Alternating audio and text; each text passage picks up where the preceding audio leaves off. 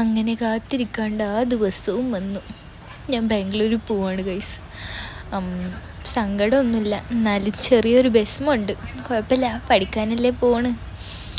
ഇങ്ങനെ ഞാൻ ബസ്സിൽ കയറിയിരുന്നപ്പോഴാണ് ഒരു നഗ്ന സത്യം അറിഞ്ഞത്. എൻ്റെ ജനലിൽ കാണൂല പുറത്തേക്ക് എന്ന്. നിങ്ങൾക്കൊന്നും കാണിച്ചു തരാൻ പറ്റൂല. അങ്ങനെ ഞാനൊരു ഉറക്കം കഴിഞ്ഞപ്പോഴാണ് നിർത്തിയത് ഗുണ്ടൽപേട്ട്.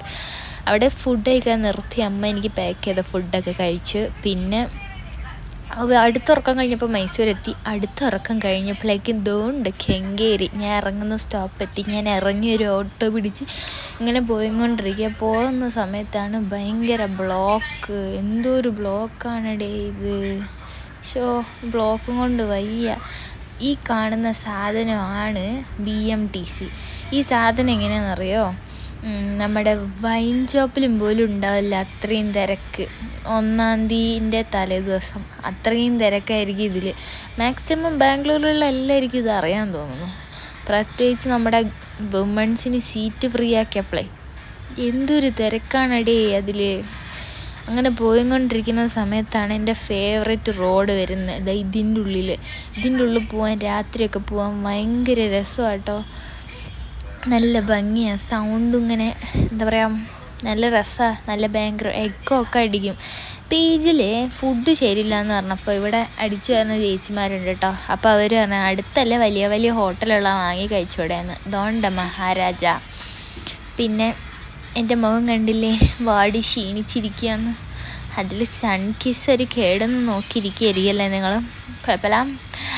അടുത്ത 2-3 ഹോട്ടൽ ഇവിടെ. ഈ ഹോട്ടലിലൊക്കെ കയറി ഭക്ഷണം കഴിച്ചാൽ എൻ്റെ പോക്കറ്റ് കയറൂലേ, കാര്യം പറയും. എന്നിട്ടാണ് അവരെന്നോട് പറയുന്നത് അടുത്ത് വലിയ വലിയ ഹോട്ടലല്ലേ, അവിടെ കയറി കഴിച്ചൂടെ, ഈ ഫുഡ് എന്തിനു കൊള്ളാമെന്ന്. അങ്ങനെ പോയിക്കൊണ്ടിരിക്കുന്ന സമയത്താണ്, ഇതും എൻ്റെ ഒരു ഫേവറേറ്റ് സ്ഥലമാണ്, രാജരാജേശ്വരി മെഡിക്കൽ ഹോസ്പിറ്റൽ. അല്ല, രാജരാജേശ്വരി ഹോസ്പിറ്റൽ ആണോ, പേരറിയില്ല, നോക്കണം.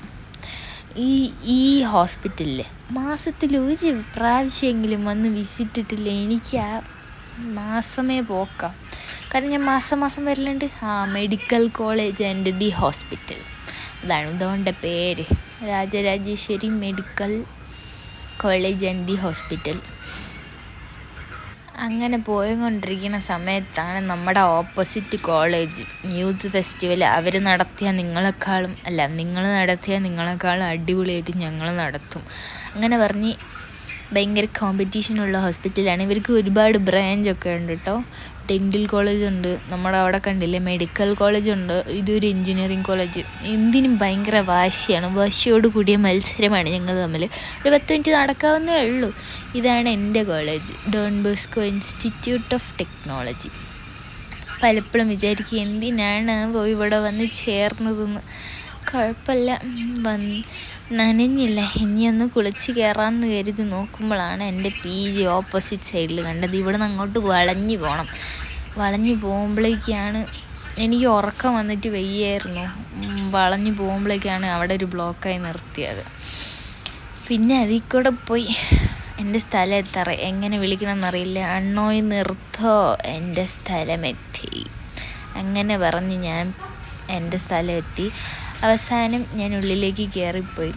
അല്ല, ഞാൻ ആലോചിക്കുക ഈ വിമൻസ് ഹോസ്റ്റലിൽ എന്തിനാ ഇത്രമാത്രം ഗേറ്റ്, എന്തോരം ഗേറ്റാ. എൻ്റെ റൂംമേറ്റ് റൂം തുറക്കാൻ വേണ്ടിയിട്ടേ ഞാൻ കഥ കാട്ടിക്കൊണ്ടിരിക്കുക. അവളാണെങ്കിൽ തുറക്കുന്നുമില്ല. അവസാനം അവൾ റൂം തുറന്നു.